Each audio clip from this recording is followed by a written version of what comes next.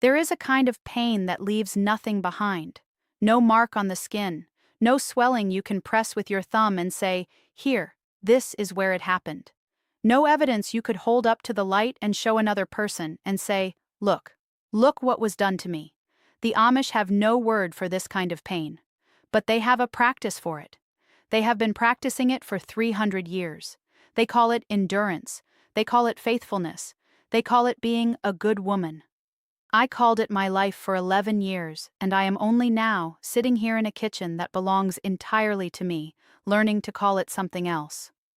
My name is Martha, and this is Hannah, the Amish girl, the channel where the stories no one was ever supposed to carry out of the community finally get spoken out loud. I grew up old order Amish in a settlement in eastern Ohio, married at 20, and left at 31 with 3 children, a single suitcase, and a body that had learned to go quiet in ways I am still unlearning. If you want to keep hearing the truth from behind the prayer cap, please subscribe right now and tap the like button so these stories can reach the women who need them most. And I want to ask you something in the comments before we go any further. More than 90% of the people watching this video right now have never subscribed. And I understand that, I do. But if these words have ever made you feel like someone finally said the thing you could not say yourself, I hope you will stay. It is free. It costs nothing but a moment. And while you are here, tell me this in the comments below. Have you ever carried a pain that you could not explain because it left no mark that anyone else could see? I want to know. I want to read every word you write. Now let me tell you about the pain that has no bruise. The first time I understood what it was, I was 23 years old, and I was standing at my kitchen sink in November, washing the supper dishes, and I realized that I had not cried in 14 months.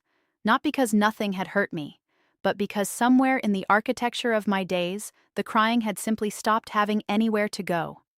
I stood there with my hands in the gray water and the window in front of me black with the night outside, and I thought, I am not sad. I am not angry. I am not anything at all.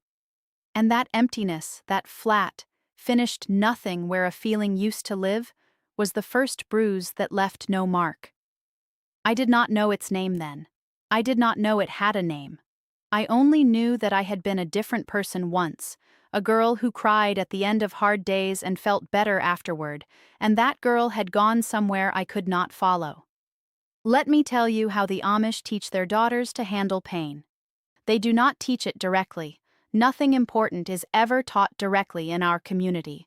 It comes the way everything comes, sideways, in pieces, through the mouths of older women in kitchens and at barn raisings, and across long tables set for church fellowship. It comes through what is said and through what is very deliberately not said, and what they teach, without ever using these words, is this: pain that cannot be shown is pain that does not count. Pain that disrupts the household is selfishness. Pain that makes a husband uncomfortable is a wife's failure to manage herself properly. And pain that comes from a husband is a thing you fold up very small and put somewhere inside yourself where it will not make trouble. I was taught this before I could have articulated it. I was taught it watching my mother move through her days with that particular Amish woman's economy of expression. Every feeling banked. Every difficulty absorbed without visible reaction, every hard thing folded away before it could become anyone else's burden. I thought this was strength. I spent years believing it was the highest form of strength a woman could have. I did not understand until much later that what I was watching was not strength at all. It was the result of a very old and very effective training. My mother had been taught to disappear her pain. Her mother had been taught before her. And now, without anyone ever sitting me down and explaining the lesson, I was being taught it too. I married Eli in the spring of my 20th year. He was 24, tall, quiet, in the way that gets called steady before a marriage and gets called something harder to name after. His family had a good farm. His father was a deacon. Everyone said he was a man of character. What they meant, though I did not understand it then, was that he followed the rules. And in my community, a man who follows the rules is considered a good man regardless of what the rules require him to do or permit him not to do. The first year was ordinary. I learned his house. I learned his silences. I learned which questions he would answer and which ones would make him go still in a way that meant the conversation was finished. I learned to cook the way his mother cooked, heavier on the salt than my own mother, the beans always with fat back, the pie crust always lard, never butter. I learned his rhythms the way you learn the rhythms of a house you have moved into, where the floor creaks, which window sticks, what sounds mean nothing, and what sounds mean something is wrong. By my second year, I was expecting our first child, and the exhaustion of that pregnancy was the first time I understood that my body's needs were not going to be part of the accounting in our household. I remember one evening in my 7th month, I had been on my feet since 4 in the morning. It was August, which in an Ohio farmhouse without electricity means a heat that settles into the walls and stays there long after the sun goes down. I had canned 32 quarts of green beans. I had baked. I had done the washing. I had fed the chickens and gathered the eggs, and helped Eli's mother prepare a meal for a sick neighbor family 2 farms over. By the time I sat down at our supper table, my ankles were swollen above my shoes, and there was a pain across my lower back that felt like something structural, something that might not recover. Eli ate his supper. He looked at me once across the table. He said nothing about my face, which I can only imagine looked exactly like I felt. After supper, he read, and I cleaned up and I came to bed. And I lay there in the dark beside my husband thinking, I am so tired I could weep. And then thinking, but I will not weep because he is already almost asleep, and there is nowhere for the weeping to go, and tomorrow begins at 4 again regardless. That is when I first learned to fold the pain up small. Not dramatically, not all at once. It was more like a skill I developed slowly the way you develop any skill, through repetition, through the discovery that it works, through the gradual understanding that the alternative costs more than the practice. I learned to take whatever was pressing against the inside of my chest and make it smaller.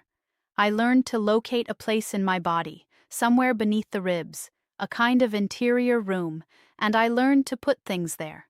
Hard evenings, disappointing words, the particular loneliness of lying beside someone and feeling entirely alone, the grief of watching a version of yourself recede year by year until you could barely remember what her face had looked like.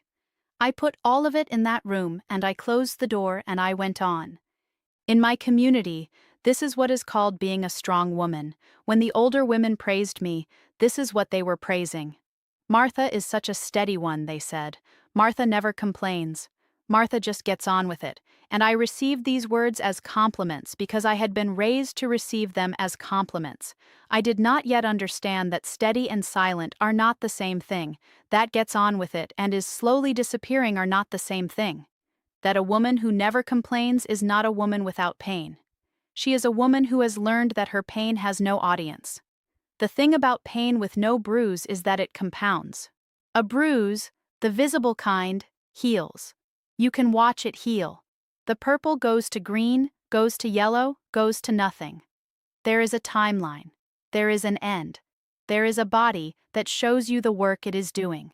But the other kind does not heal that way. The other kind layers. Each new thing laid over the last, each year another stratum, until what you are carrying is not this week's pain or last month's or even last year's. It is all of it, compressed, and you do not feel it as individual griefs anymore.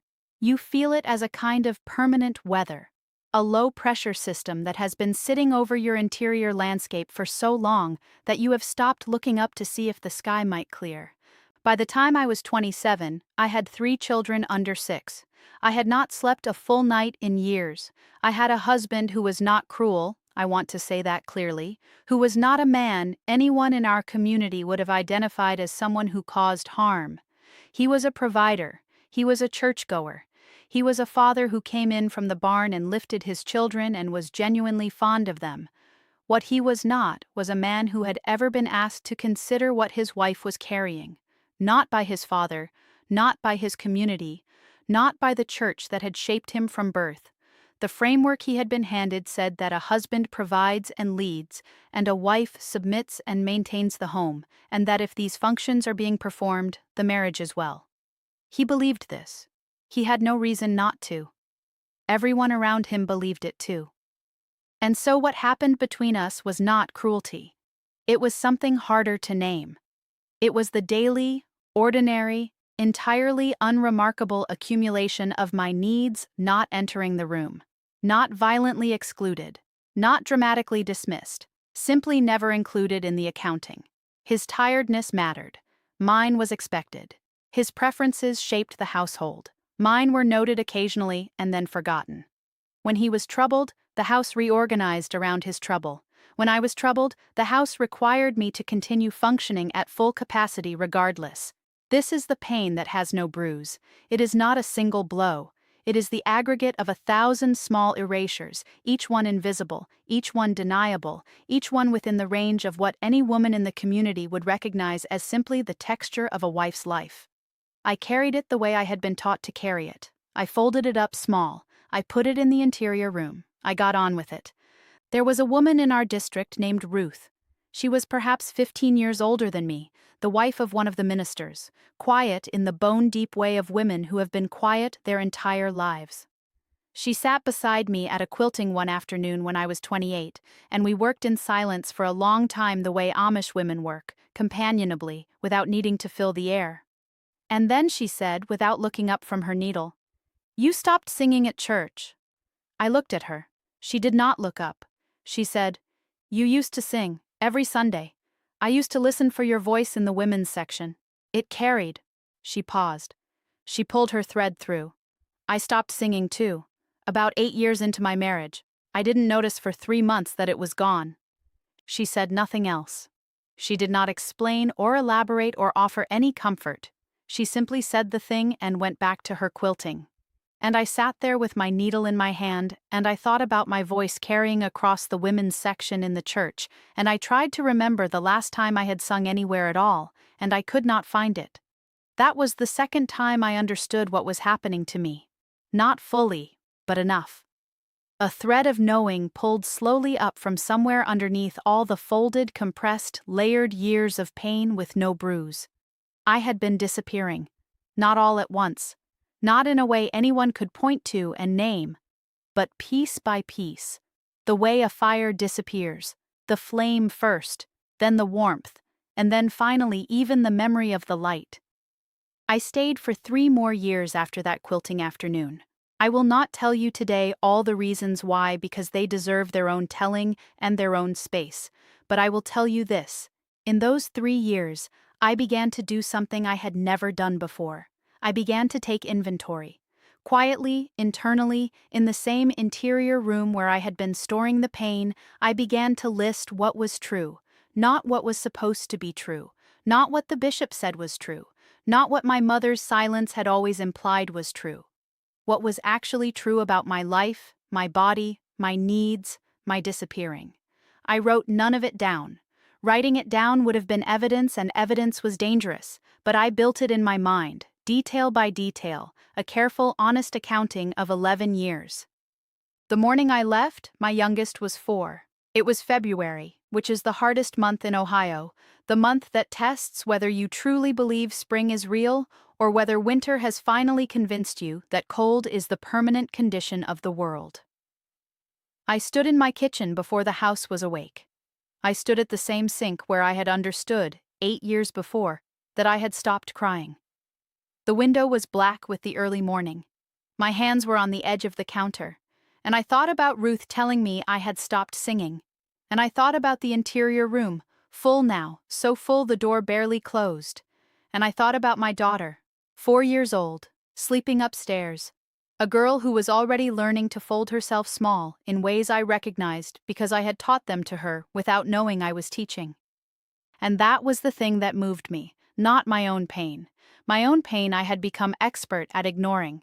It was the vision of her at 23, standing at a sink in November, learning that the crying had nowhere to go. That was the pain I could not fold up small enough. That was the bruise I finally could not pretend away.